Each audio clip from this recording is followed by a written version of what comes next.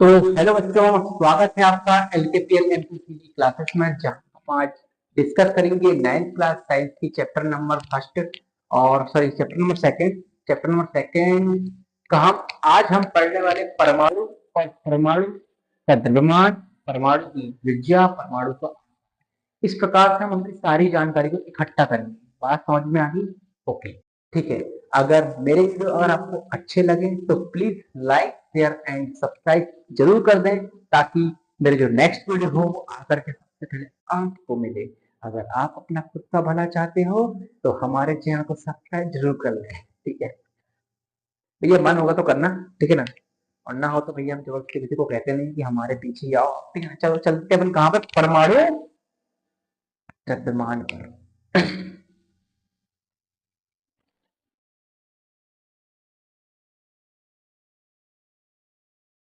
परमाणु द्रव्यमान।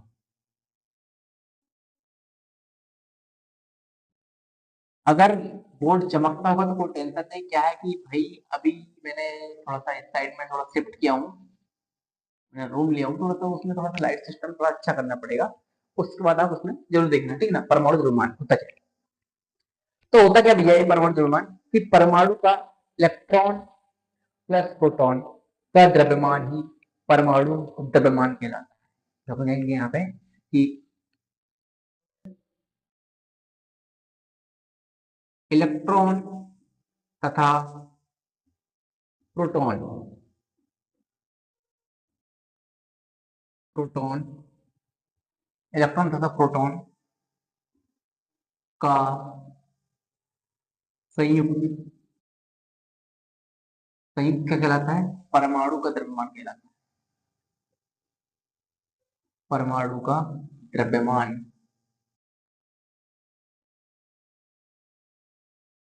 द्रव्यमान कहलाता है, कहलाता है, ठीक है ना। बात समझ में आ गई?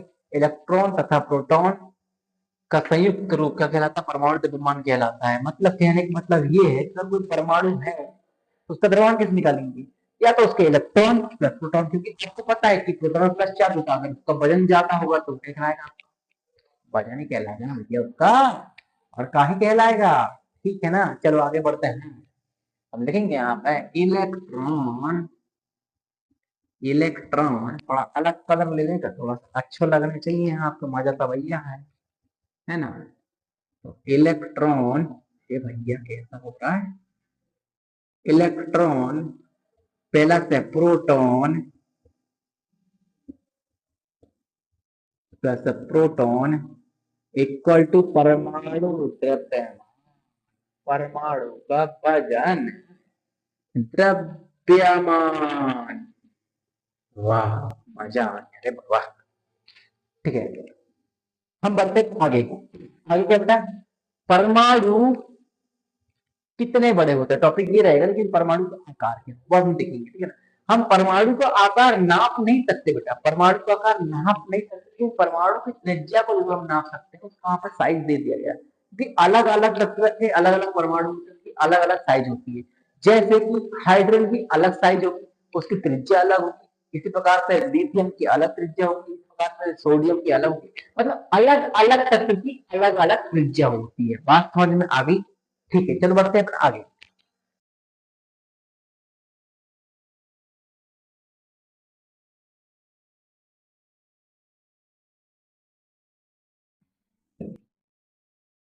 देखेंगे परमाणु कितने बड़े होते हैं, टॉपिक परमाणु का आकार,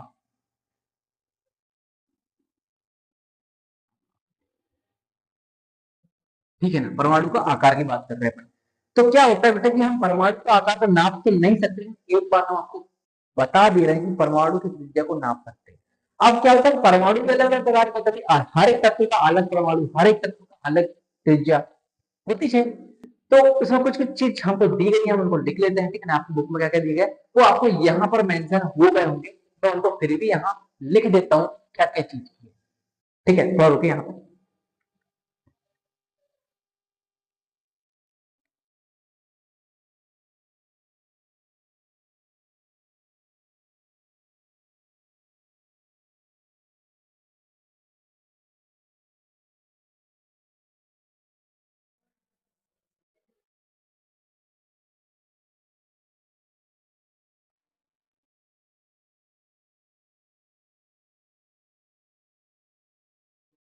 ठीक है।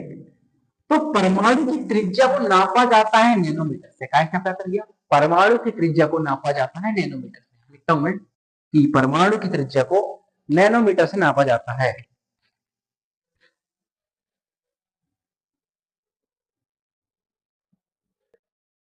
परमाणु की त्रिज्या को नैनोमीटर से नापा जाता है। कहां से नापा जाता है भैया? नैनोमीटर से। नैनोमीटर से नापा जाता है।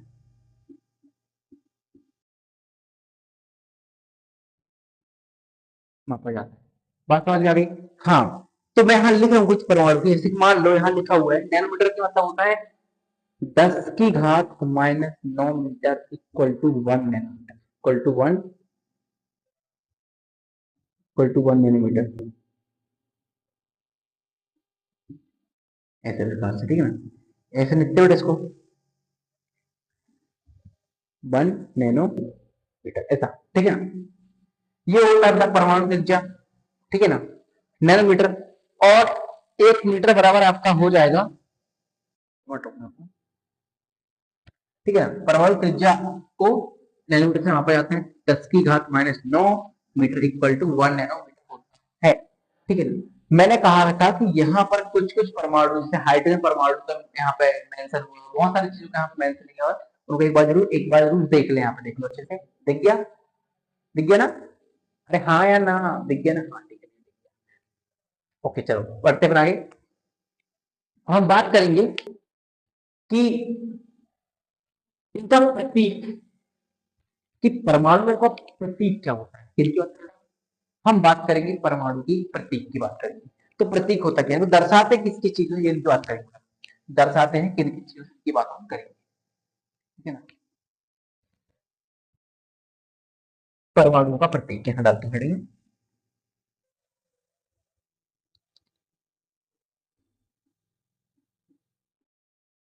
परमाणुओं का प्रतीक। प्रतीक मतलब दर्शाना बेटा। प्रतीक मतलब कोई लड़का है, छोरा है, छोरी नहीं है। समझे ना क्या है ये? प्रतीक मतलब दर्शाना। बात समझ आई? चलो आगे बढ़ते हैं कि प्रतीक, जैसे हाइड्रोजन। हाइड्रोजन का प्रतीक बेटा क्या है? H. H only for H. जैसे हाइड्रोजन का प्रतीक है, हाइड्रोजन का प्रतीक है, हाइड्रोजन का दर्शाता है एच। मतलब कहने मतलब ये बात सोचना कि अंग्रेजी वर्ड मान ला कि हम पहले अक्षर दर्शाते हैं, ऐसा कोई जरूरी नहीं है। क्या होता है कि कहीं कहीं हमारे लोग क्या होता है, कुछ अलग भाषा के भी शब्द यहाँ पे आते हैं। जैसे मान लो आयरन। आयरन को अपन इंग्लिश में बोलते हैं आयरन, ठीक है, लेकिन उसमें आयरन का ए आर नहीं मिलता। आयरन का ए आर नहीं है, उसको हम दर्शाते एफ ई से।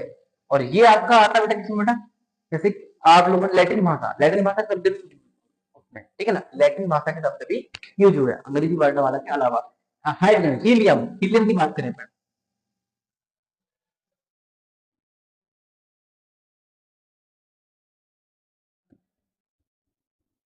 Hydrogen helium. अब हीलियम का सूत्र होता है एच ई। उसको क्या से डिनोट करते हैं? एच ई से डिनोट करते हैं, एच ई से डिनोट करते हैं। Hydrogen helium. लिथियम का दर्शाता है, लिथियम को दर्शाता है एल आई से, मतलब कि यहाँ लिख दो मैं लिथियम, सॉरी। अगर थोड़ा आगे पीछे हो रहा तो भैया देखना थोड़ा सा क्या करें, मेरी अंदर हिंदी थोड़ी, कई बार क्या होता है कि अपन चले देने पे ऐसा हो जाता है, एल आई, एल आई, ठीक है ना? ठीक है। इस प्रकार से बहुत सारे लोगों को ऐसे अलग अलग नाम दर्शाते हैं। जैसे भाई आयरन, आयरन का अलग दर्शा होता है। आयरन मतलब होता है लोहा। आयरन मतलब होता है लोहा, ऐसी आयरन, ठीक है। और अलग अलग प्रकार से हो सकते हैं। लिथियम हो गया, फिर यहाँ पर पोटेशियम हो गया, पोटेशियम, पोटेशियम। पोटेशियम का जैसा बेटा, अब पोटेशियम का हम टी और दर्शाएंगे ना, ही तो बबुआ इसको दर्शाते के से। ओके, बात समझ में आ गई? हाँ सर, ठीक है। अच्छा, क्लोरीन। क्लोरीन दर्शाते सी होते, पोटेशियम क्लोरीन। फिर ब्रोमीन को दर्शाते बी आर से, ब्रोमीन।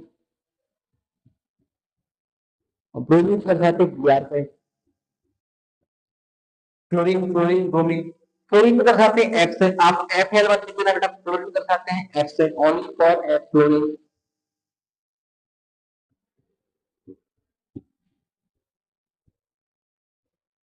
फ्लोरीन का दर्शन बेटा एफ से।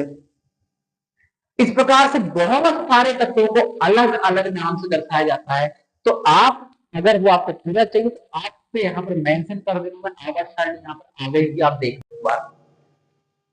आप इसका स्क्रीनशॉट जरूर ले लें, आवर्त सारणी का स्क्रीनशॉट जरूर ले लें, क्योंकि अगर ये आपके पास रहेगी तो बिल्कुल आपको समझ में आ जाएगा कौन से तत्वों की नाम क्या है और किस प्रकार से संकेतित किया गया। देख लो। ओके चलो ठीक है।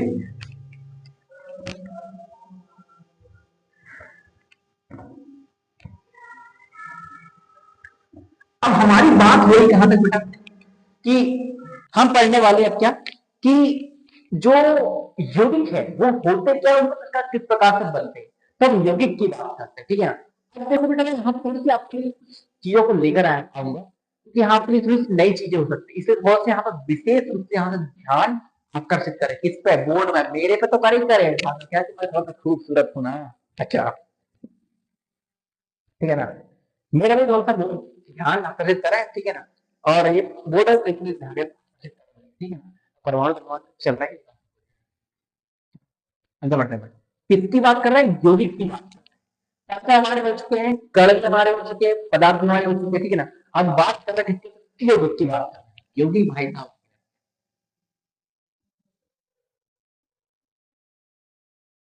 यौगिक की बात कर रहे हैं। वहां पे ऐसी आगे करे यौगिक, यौगिक यौगिक।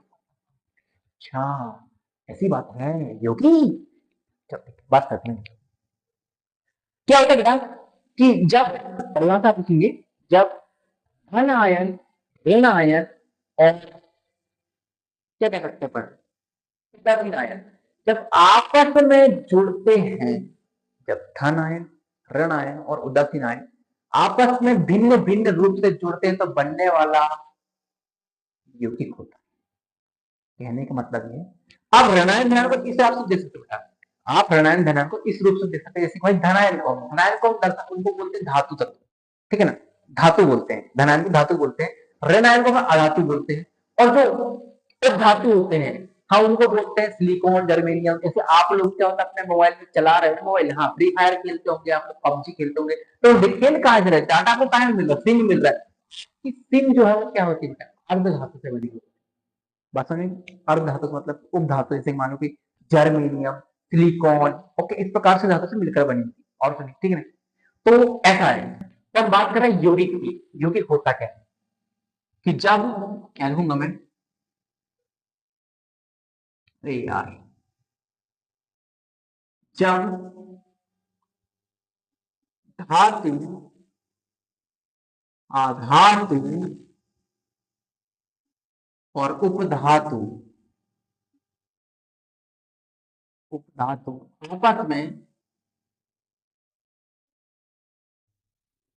आपस में भिन्न भिन्न रूप से आपस में भिन्न भिन्न भिन्न भिन्न रूप से क्या होते हैं, भिन्न भिन्न रूप से एक दूसरे के साथ, एक दूसरे के साथ एक दूसरे के साथ जुड़ते हैं, जुड़ते हैं तो उससे उससे यौगिक का निर्माण होता है, यौगिक का निर्माण होता है, निर्माण होता है। यहां तक बात समझ में आ गई, ठीक है।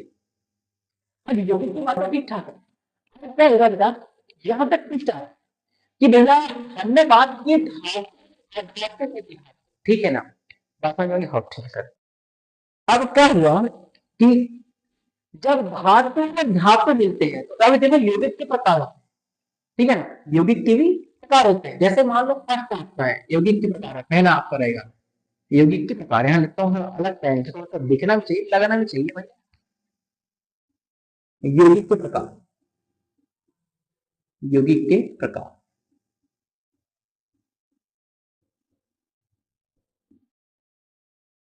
ठीक है ना। अब क्या हुआ कि यौगिक के प्रकार जानने के लिए क्या करना पड़ेगा, धातु प्लस अधातु, लिखूंगा मैं धातु और अधातु, धातु और अधातु आपस में, धातु और अधातु आपस में क्रिया करते हैं, क्रिया करते हैं, तो एक यौगिक का निर्माण होता है, एक यौगिक का, एक यौगिक का निर्माण होता है।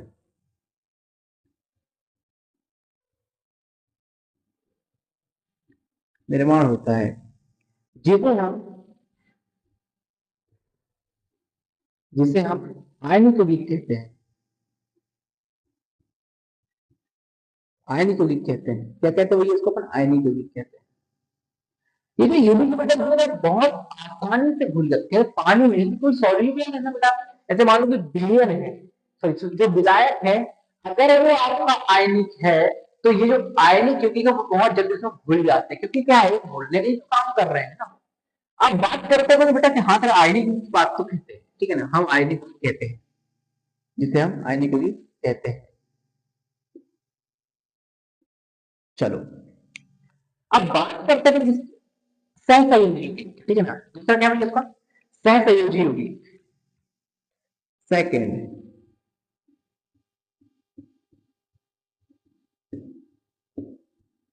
सहसंयोजी यौगिक।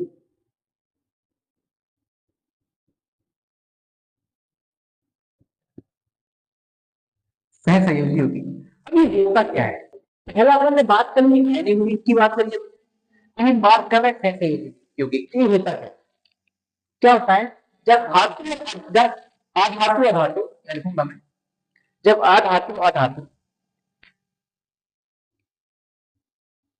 जब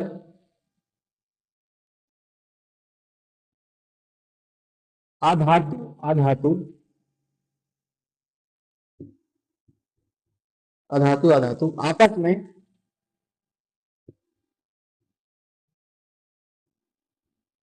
आपस में संयोग करते हैं, संयोग करते हैं, करते हैं तो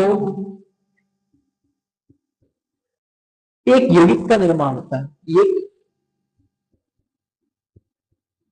एक यौगिक का निर्माण होता है,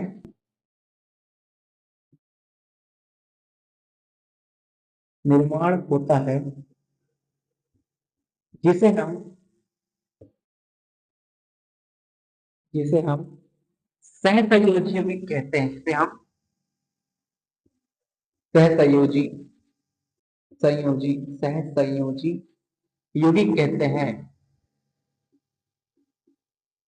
यौगिक कहते हैं। बात समझ में आ गई। आयनिक यौगिक और सहसंयोजी में इतना सा अंतर है कि इसमें धातु धातु एक साथ मिलते तो आयनिक, धातु और धातु एक साथ मिलते तो आयनिक हो, जब धातु अधातु ऐसे एक साथ मिलते तो सहसंयोजी होगी, ठीक है ना। आपको यहाँ तक समझ, वेरी गुड, अच्छी बात है, आपको समझना है। लेकिन फिर आयनिक यौगिक को उदाहरण बताओ, ठीक है, हम आयनिक यौगिक कुछ उदाहरण दे रहे हैं आपको, ठीक है ना। जैसे ये आपके लिए कुछ उदाहरण है कि हाँ प्रस्तुत होते हैं आपके सामने, जैसे अपनो NaCl, आपने NaCl देखे होंगे, खाए भी होंगे, बहुत शौक से खाते हैं, सब्जी में डेली डाल डाल, अच्छा डेली डाल डाल के, मसाला ना, हल्दी ना, तो नमक, रे भैया नमक, नमक खाते हम डेली, और फिर नमक पे सूत्र NaCl, बात समझ गए। हाँ, तो NaCl ही हमारा क्या कहलाता है, एक आयनिक यौगिक का बेहतरीन उदाहरण है। That is the आयनिक यौगिक, ये है आपका नमक। ऐसे बहुत सारे धातु, क्यों, सोडियम आपका धातु बढ़ेगा, आपका धातु, इसीलिए बहुत सारे ऐसे आधारित धातु की कॉन्सेप्ट है। आप लोगों को अगर समझना है तो प्लीज आप 10th क्लास की फर्स्ट चैप्टर आप पढ़ के जा पढ़ लेना बेटा। आपको ये सारे कॉन्सेप्ट आपको वैसे ही समझ में आएंगे, क्योंकि इसमें उतनी डिटेल से नहीं दी गई है, बस ओनली फॉर नॉर्मल नॉर्मल चीजों को दे दी। अगर आपको पूरा वीडियो देखना प्लीज आप करके क्या करें, 10th जाकर 10th के वीडियो में जाकर एक बार जरूर देखें, ठीक है ना। मेरे यूट्यूब चैनल में जाएगा, आपका यूट्यूब चैनल का नाम तो पता ऑलरेडी क्या लिखा है, LKPL MPCG क्लासेस, आपका क्लासेस, आपकी क्लासेस है। आप कमेंट करो, आप कमेंट करोगे तो आप जितना कमेंट करोगे ना मेरे को बहुत अच्छा आपको लाभ मिलेगा, ठीक है ना। अगर आप कमेंट करोगे भाई साहब हमको यहाँ समझ नहीं आता, वहां से आपको समझाऊंगा। अगर कमेंट करोगे सर ये हमको एक चैप्टर समझ में, वो चैप्टर समझाऊंगा आपको, ठीक है ना। फिलहाल अगर आप लोग ये कहेंगे भैया कि आर्ट का समझो, तो भैया आर्ट हमसे, हमारे कोई सब्जेक्ट नहीं है, हम समझाएंगे तो उल्टा सीधा समझ जाओगे, इसलिए भैया आर्ट हमारा कोई सब्जेक्ट नहीं है, ठीक है ना। एग्रीकल्चर वालों के लिए भैया अब आपसे बता रहे हैं कि हमसे अगर बन सके तो कृषि गणित ही बन पाएगी, इससे आराम से नहीं बन पाएगी भैया, हम पशुपालन में पढ़े नहीं, ठीक है ना। और कॉमर्स वाले भाई साहब बस आप बस हमको ना ही करे तो हमको अच्छी बात है, ठीक है ना। चलो फिलहाल हम चलते आगे, ठीक है ना। हम बताते यौगिक किस प्रकार से निर्माण, ठीक है ना, यौगिक का निर्माण या यौगिक सूत्र किस प्रकार से बनेंगे, ठीक है।